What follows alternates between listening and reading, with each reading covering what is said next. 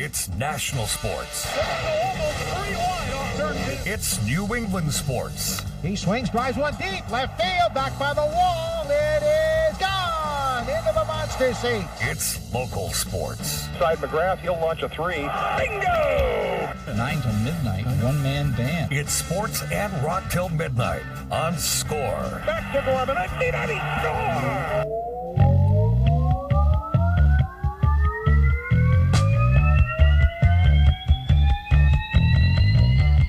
Ladies and gentlemen, your host for Score on WDEV is James Atherley. Hello, Vermont! What's happening, everybody? Warren, Barry Island, Pond, Montpelier, anywhere from Canada to Connecticut, Maine to New York.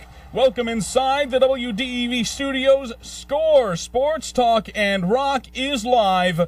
I'm James Atherley. Well, they did it, ladies and gentlemen. The Boston Red Sox on their way, well, technically they're on their way home, because they will host the first 2 games of the World Series against the Los Angeles Dodgers. Also, Chase Elliott, a winner again. You know, he gets the first win at Watkins Glen. He gets 2 more almost immediately after that. And right now, he looks pretty stout on 1.5-mile tracks. He wasn't that great in practice or in qualifying, but he's maybe he was sandbagging a little bit. The Patriots also going to victory lane thanks to the what was it? The Bears 1 yard short. We'll have conversation on that as well. But first, ladies and gentlemen, it is a huge pleasure for me to bring on a very good friend of mine from way back. Let me tell you a very quick story. About, let's see, maybe 2 or 3 years ago by now, I got to work in the NACBL with a very special individual who I still call a very good friend of mine. We still talk. We still wish each other happy birthday when such events come around, including tomorrow. It's his birthday tomorrow. At least I think so. Well, you know, we got to know each other. We met. We studied together. We prepped for games together. And he is, ladies and gentlemen, without a doubt, the greatest baseball mind, at least for the sake of history, for numbers, for preparation. This man deserves a great shot at broadcasting in baseball in the next couple of seasons. Please welcome a very good friend of mine, Corey Stolzenbach. Corey, can you hear us? Yes, James, thank you. Yes, tomorrow is my birthday, and I appreciate you remembering me, but thanks for rubbing it in my face. The Bears lost yesterday. I really appreciate that. Well, you know, I have to pander to the local fans. You know, they're Patriots fans, and they're Patriots fans big time. But anyway, sorry about the Bears, man. I know, you know, things don't always work that well. Corey Stolzenbach, the sports editor of the McAlester News Capital in McAlester, Oklahoma, and a huge Chicago sports fan. You celebrated huge when the Cubs won the World Series a couple of years ago. But man, if there is a better mind in baseball, I have yet to meet him. Well, thank you very much for the kind words, James. I sincerely do appreciate that. Thank you. My pleasure. And before we go any further, I have trivia for not only Corey, but for the listeners out there in central Vermont. 1916. That was the last time that the Boston baseball team, you know, we commonly refer to them as the Red Sox, faced off in the World Series against the Brooklyn Dodgers. Three Red Sox pitchers that year threw no-hitters. 3 of them. All on the Red Sox. There were 4 players in total, 4 pitchers in total. One was with Philadelphia, but 3 Red Sox pitchers. Who were they? You got a couple of hours to work with that. Well, they were the Brooklyn Robins, not the Brooklyn Dodgers. Oh, right. But off the top of my head, I don't know. I do have a laptop in front of me, but I'm not going to cheat. I'm not going to do that to you.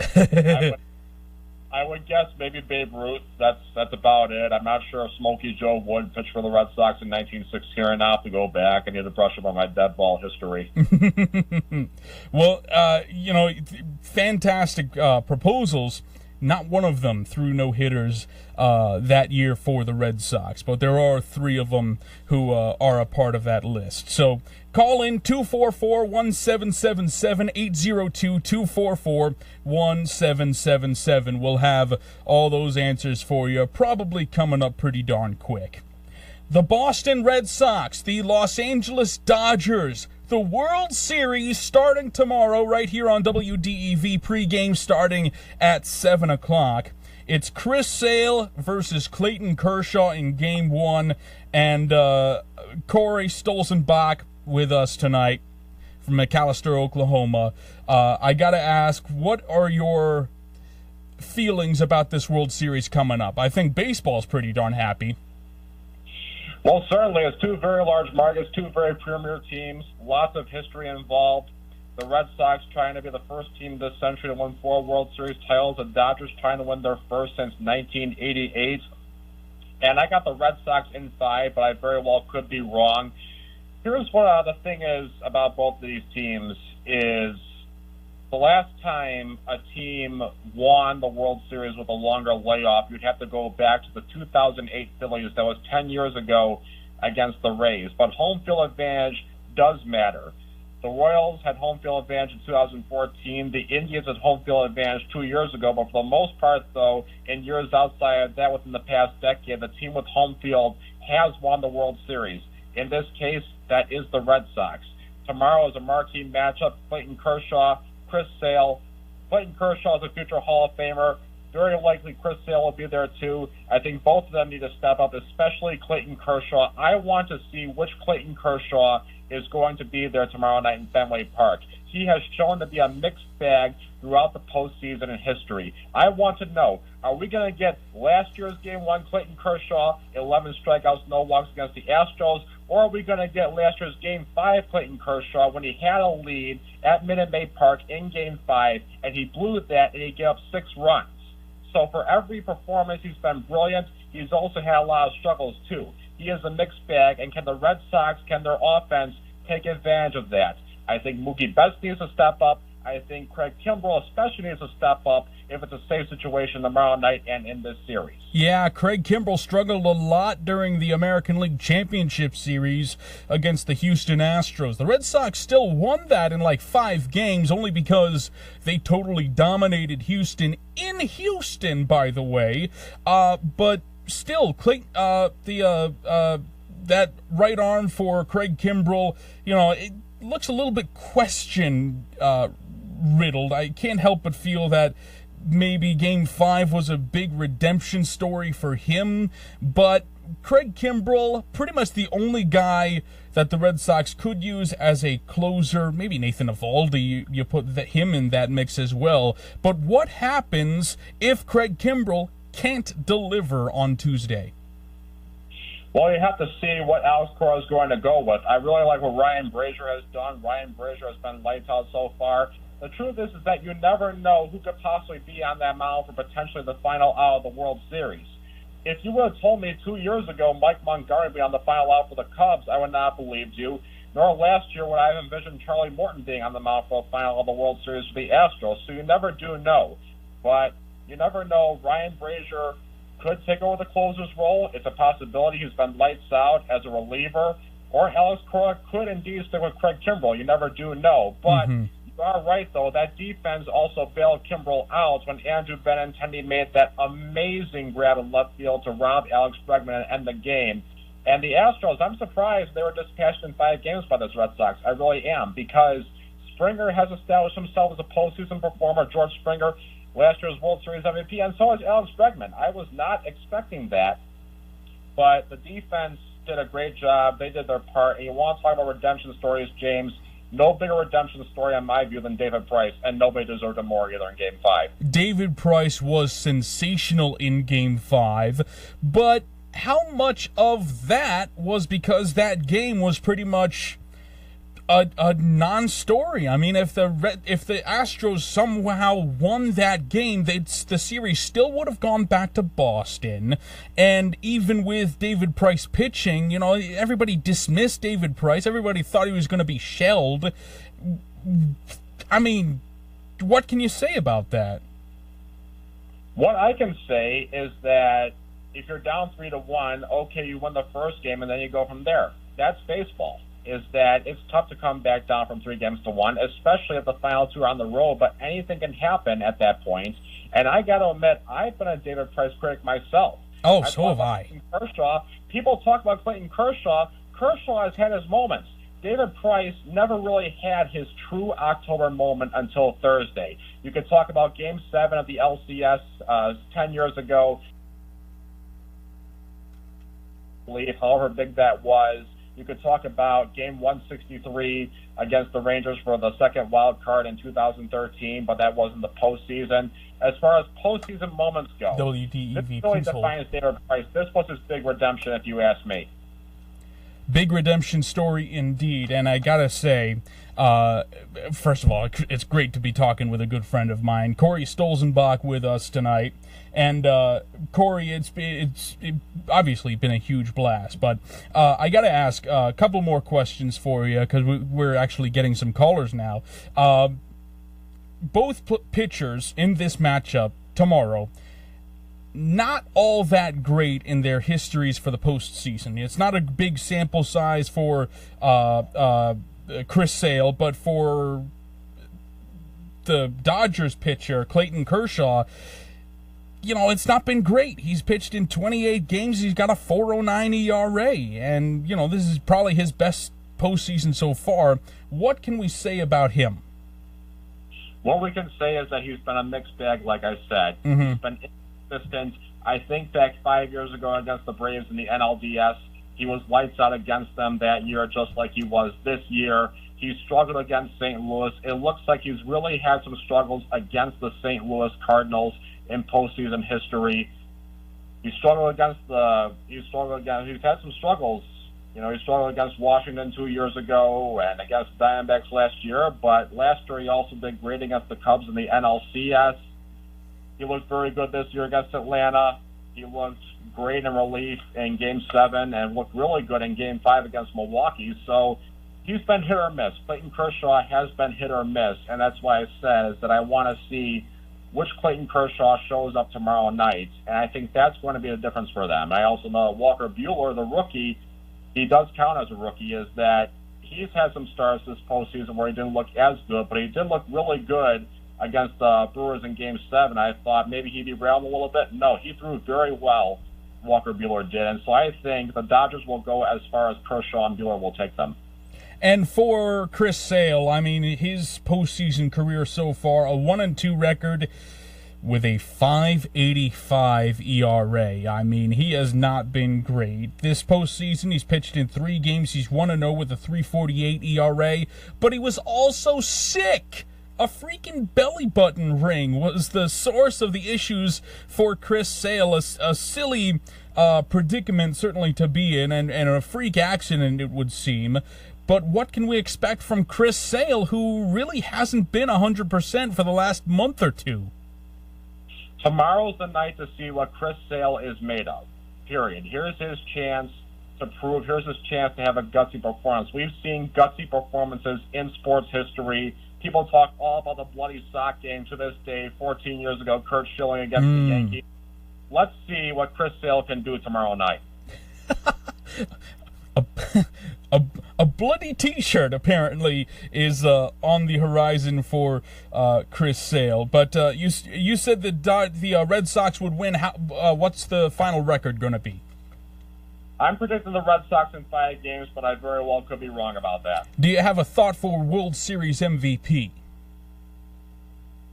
I'm thinking it could be Chris Sale. It all depends on how he pitches. If he pitches well tomorrow night and potentially for the clincher in Game 5, if I'm right about that. If the series goes 7, he could pitch in multiple games like Madison Bumgarner did a few years back. Mm-hmm. I will point this out, though, James, and for the listeners, is that no player in history, dating back to 1980 when it was first awarded, Frank White of the Kansas City Royals. No player has ever been the MVP of the ALCS and the World Series in the same season. If Jackie Bradley Jr. is the World Series MVP, he would make history. And before we go, any thoughts on that trivia question that I had? I'm not going to cheat. I'm not going to look it up. Good luck, everybody. 1916 no-hitters. 3 of the 4 no-hitters that year were on the Boston Red Sox. This is Score Sports Talk and Rock. Corey, thank you so much for stopping by. My pleasure, James. Thank you. And this is WDEV News Radio. Let's rock.